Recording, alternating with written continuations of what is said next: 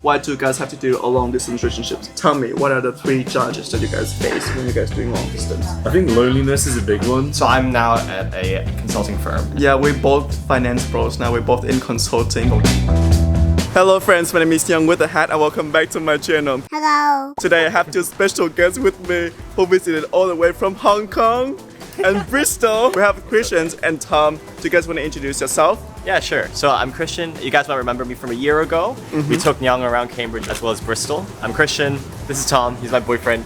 And we're both also content creators. But today what we wanted to talk a little bit about is how we've been doing long distance. Because actually there's been quite a bit of change. We're no longer in university. I've started work in Hong Kong. So Christian did like half of my introduction, but I'm kind of in a gap here right now and I'm starting work in September. But I've been meeting up with Christian a bit, I've been traveling, it's been fun, yeah. Yeah, you guys make it work. That's the main theme of this video, long distance relationships and how you guys make it work. And also transitioning from graduating from college to working full time. Yeah, we're going to divide this video into 3 parts. First of all, let's go to have brunch because we're really hungry. But flashback when I first met them last night when I visited my house at 4 in the morning. Christian and Tom just landed in London. They're coming over and they're gonna stay with me for the night. But they just text me that they're very close. They're like 30 minutes away. But also, it is 3:30. It is almost 4 in the morning. I cannot sleep. I'm so excited to see them. I told them that I'm going to sleep, but actually I will stay awake and surprise them. I'm so excited. We're gonna hang out tomorrow. Oh my god, they just texted me. They're here already. It is almost 4 in the morning. They're here already. I'm gonna go down and take them up, okay? But they're very tired. Okay, let's go to sleep. Okay, cheers. Cheers. Thank you very much for making it. Look at all these food. We're not gonna finish this. Christian's enjoying his steaks. I ordered superfood with the quinoa salad. Guys, we finished eating, so let's talk about our first topic in this video, which is about long distance relationships. So first of all, why do you guys have to do a long distance relationships? We both graduated last summer, actually. We've been traveling a little bit, but Christian's job started in February this year. So he has had to start work in Hong Kong. And I'm starting work in London.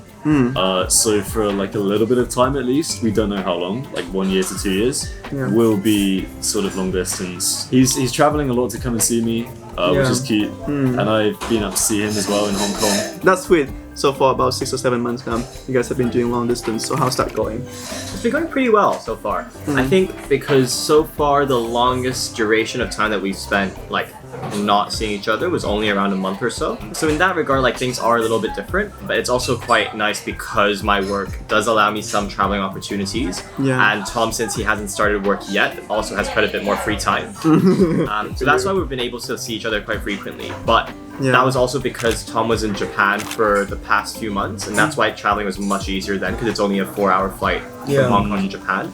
But now that he's going to be in London, that's going to be a little bit more tricky. So our kind of like estimate is we'll probably see each other like once every 2 to 3 months. For like a week or 2 weeks at a time. That's good. It's definitely a lot quieter without him around. Like we used to be together 24/7, and going from that to not being together, like not even the same continent, it's a big difference. Yeah. But also it allows you guys to have a bit of space to grow your personal life. Right? Because it's a partnership. Both of the partners have to have the individual lives and perfect it. Sometimes wonder like if we spend too much time together, we lose our individual personalities. We do kind of merge into we become very boring actually. So yeah, it's good to practice being individuals again. And also being in Hong Kong meant I was close to friends, family that I hadn't seen like when I was in Cambridge. And so actually I'm living with my sister now. So I'm really close to my sister. That's so cool. So that's why A, it cuts down on rent, but B, we can spend like a lot more time together. So that was also part of the reason why I wanted to take a job in Hong Kong. So my sister just graduated from high school. So she's thinking about coming to the UK, but I'm not sure. I don't think I'm ready to sacrifice my private life yet. Some of the fun lives that I have right now, I don't want to show it to her. We're not talking about it. This is a different type of videos. Okay. Yeah, but I think that's quite cool. The fact that you guys have your individual lives, but I think it also comes with some challenges. Because I did long distance one with the guys that I was talking. It only lasted 3 months because we were like 50 minutes apart. Only 15 minutes apart, but like that was hard already. And now you're like half the world apart. So tell me, what are the 3 challenges that you guys face when you guys doing long distance? I think loneliness is a big one because like I said, like, we were together basically 24/7, and going from that to being like thousands of miles apart is crazy because you can't just like hug whenever you need a hug, and like that. Like physical intimacy is a big one too. Yeah. What do you think? We don't talk a lot, like even when we're 24/7, it's not like we're like yapping constantly, but at least it's like, oh, if there's something that I see that's interesting or something that I think of, suddenly I can just like turn to him and be like, oh, by the way. And we just enjoy each other's company too. We're just like in the same room, even if we're not talking all the time. Yeah. Like, when I get up in the morning, it's like 3 p.m. or 4 p.m. for you. And also because of my work, I don't have that much free time when he's free, so it just becomes a bit tricky to like to find a suitable time. So I think those two, loneliness and Physical. and I think the last one is probably like uncertainty. There's like a long-term plan in terms of like when I'll come back and stuff, but on a month-to-month basis as well. For example, with my job, even though I said it does give me opportunities to travel, it comes very, very ad hoc. So it'll be like like me being here in the UK right now. It's literally like 2 weeks ago. So that I think is probably like the three biggest challenges. Yeah. Is there anything else? That's pretty much it. But although you guys live far apart from each other, I feel like the same thing happened to me and my family. We talk a lot more when we're further apart. For example, like when we lived in the same household, it was harder for us to catch up. But whenever I'm free now, live in a separate countries, I always call my parents and call my siblings to catch up every single day. But I agree that the physical intimacy is one of the hardest things for long distance. Again, you always make it work somehow, right? Yeah. So what are the 3 main advice that you give for people who are going through a long distance relationships? I think one, just to kind of tie it together, was what I said, like the third biggest challenge is like uncertainty. So actually trying to create some sort of routine or sense of certainty within it is very, very important.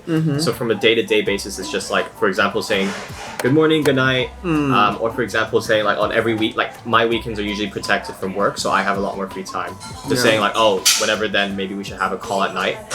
So that's just on a day-to-day basis. But then there's also like longer term stuff, just like, for example, setting a very clear, like I have a very clear deadline with Tom that after a certain amount of years, if I see it like at my current firm I'm not able to transfer, I'll leave the firm and find another job in London.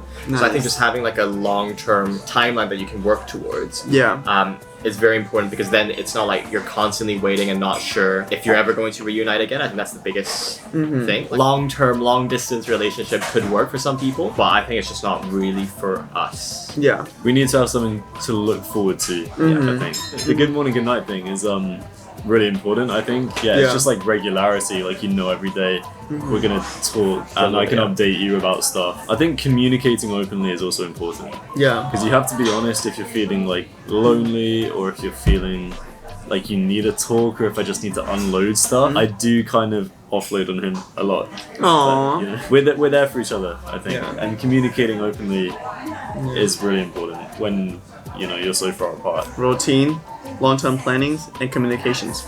Very cool. All the answers are so articulated. I'm surprised by their intelligence and maturity. That'll be £5. He's flattering. He's flattering. All right. So now let's go to hotels and then museum.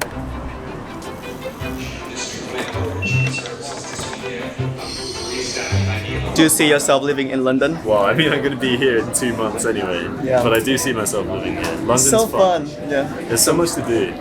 Like my city, Bristol, is there's like 500,000 people. There's stuff to do, but it's just so much quieter. I like this more. So Christians and Tom just checked into the hotel already, and before moving to the museum, our next destinations, we're gonna do a little Q&A sessions with Christians. This is the individual sessions. We're gonna do one with Tom next, but first of all, Christians. So I know that you just came back to Hong Kong after studying and living in the UK for 4 years.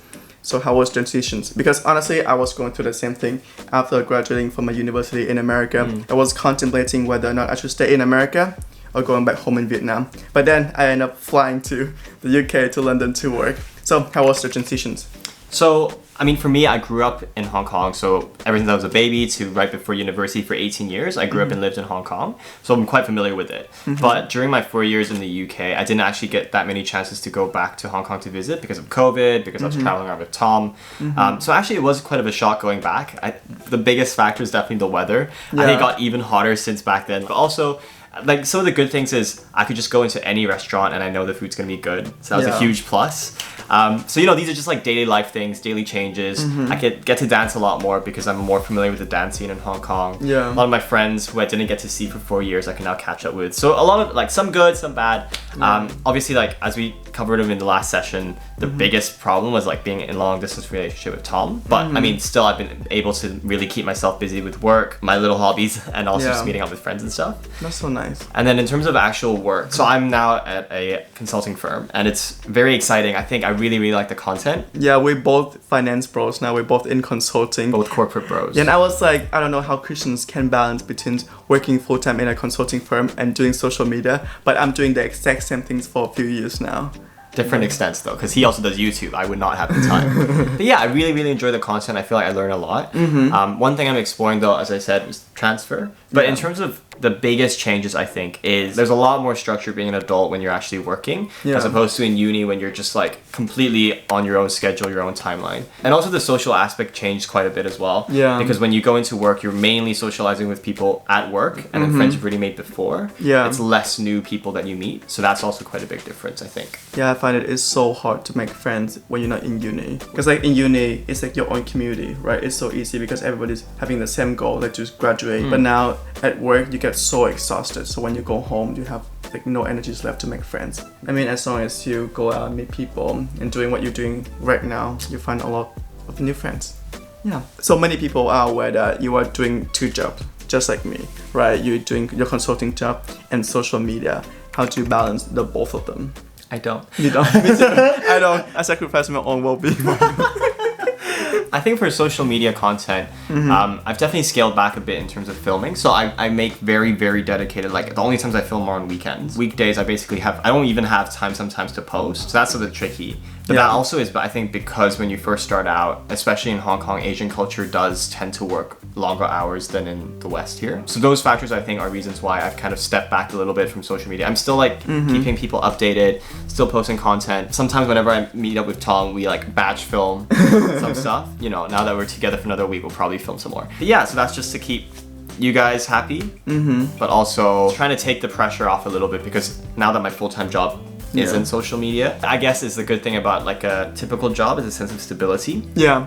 So there's less uncertainty. You just kind of need to go through the motions of the project, but you don't need to worry about like, am I going to get a sponsorship or stuff this week? I'm so proud of you.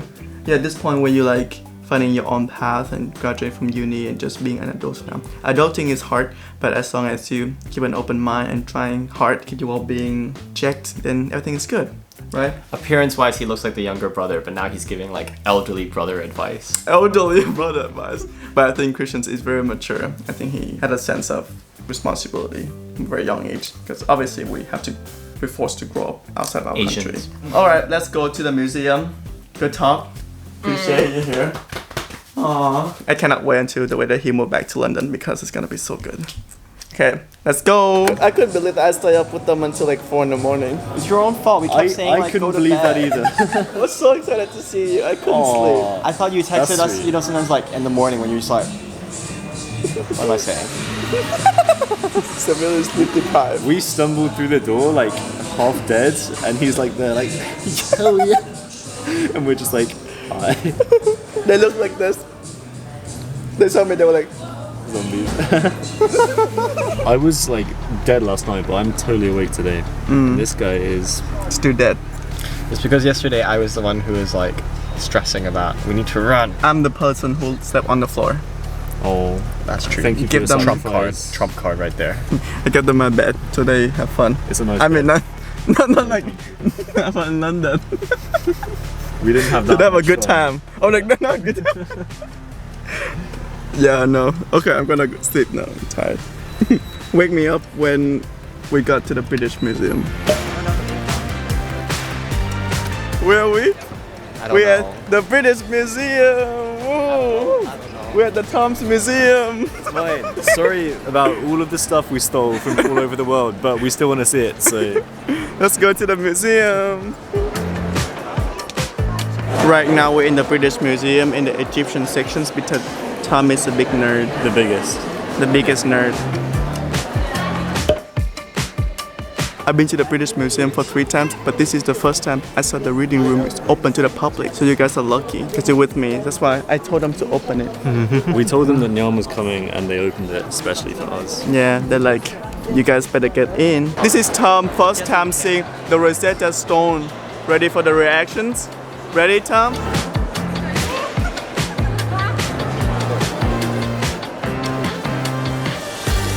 Such a massive nerd. So we're done with the museum. Right now we're gonna go around and then grab dinner. Let's go! We just got bubble tea. What did you get? I got a lychee fruit tea with jasmine tea. This was strawberry milk tea. Honey tea, and peach iced tea. Today is my takeover video. I'm just being the third wheel in the throuple. Exactly. Yeah, spicy. Christians, what do you miss the most about the UK? Weather. The weather? Also, The weather here is good? yeah, I really like UK weather. It's so much cooler. Okay. It's like busy enough, but there's still like you can just take like a train ride like 3-4 stops away and you can find like a quiet place. Whereas in Hong Kong, it's much harder to find. This is smaller. Yeah. Right now we're in the James Pop for London Museum. So cute. Show it to them. Whoa. We bullied the youngest one. Should we make a we start YouTube channel? We should do that. Nah, we're so in sync.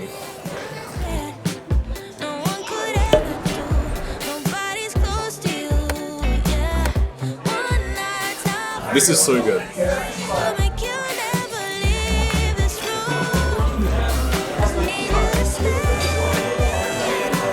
So I just finished having Thai food. How was the dinner, Tom? It was amazing. It was my recommendation, so I'm gonna say that. Also, for the record, I'm like tiptoeing because Tom is too tall. I'm crouching a little bit actually. So right now we're going to do the individual sessions with Tom. Right now I'm going to ask you a few questions. So similar to Christians, you also just graduated from Cambridge, and I know that you take a few months off to travel the world and see places. How is it going? Oh, it's been really, really fun. I've been traveling a lot. I was out in Japan recently. I was at a language school. It was sort of unplanned, my gap year though. I didn't really get a job at the end of my uni third year. So I spent a bit of time this year doing that. Yeah. And I think I found a place that I'm going to be really happy at. But it's been a little hard. I really hate the job search. But I think it has like helped me figure out what I want to do a bit more. I mean, I talked to so many professionals and so many people told me that you should take a gap year after you graduate to figure out your life and what you want to do. And I think that's a beneficial things to do. Although at this moment right now, the job market is kind of hard. So like not many people that have that options, you know, like they try to find job as soon as possible. And it's hard because this, like early in your 20s, you don't really know what you want to be. Yeah. And me especially, I feel like I don't want to mess it up. I want to start strong. Yeah. But for a long while, I didn't really know where I want to be. But I've kind of settled on London. Yeah. And I'm going to be working for the government. I can't say doing what. Yeah. But It's joining the London Club. yeah. So do you recommend people having a gap year after they I graduate? would say, yeah. Yeah, it helps you get some kind of more experience in the world. It helps you figure out what you want to do a bit more. I think when you're fresh out of uni and you go straight into work, sometimes it's a little bit too fast.